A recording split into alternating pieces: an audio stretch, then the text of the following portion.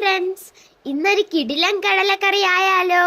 അതിനായി തലേ ദിവസം വെള്ളത്തിൽ കുതിർത്ത കടല, 15 ചെറിയ ഉള്ളി രണ്ടായി മുറിച്ചത്, പച്ചമുളക് 2 വെമ്പയിലയും മല്ലിയിലയും, ചെറിയ കഷ്ണം ഇഞ്ചി അരിഞ്ഞതും, 3 അല്ലി വെളുത്തുള്ളി അരിഞ്ഞതും, പകുതി തക്കാളി, 1/4 ടീസ്പൂൺ മഞ്ഞൾപ്പൊടി, 1/2 സ്പൂൺ മുളക് പൊടി, 1/2 ടീസ്പൂൺ മല്ലിപ്പൊടി, 1/2 ടീസ്പൂൺ മീറ്റ് മസാല, 1/4 ടീസ്പൂൺ പെരിഞ്ജീരകം.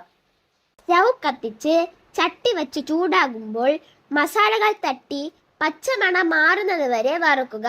വറുത്ത് മാറ്റിയതിനു ശേഷം ചട്ടിയിൽ 1 സ്പൂൺ വെളിച്ചെണ്ണ ഒഴിച്ച് അതിലേക്ക് അരിഞ്ഞു വച്ച ചെറിയ ഉള്ളി, പച്ചമുളക് ഇട്ട് നന്നായി വഴറ്റുക.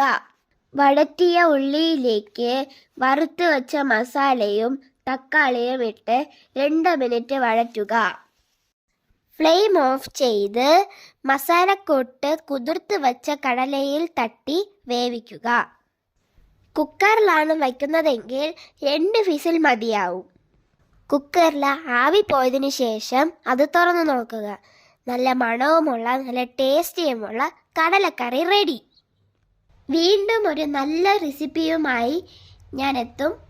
കപ്പ ചോറ് സ്റ്റോറീസ്. അപ്പം ലൈക്ക് ചെയ്യുക, ഷെയർ ചെയ്യുക, സബ്സ്ക്രൈബ് ചെയ്യുക. Thank you.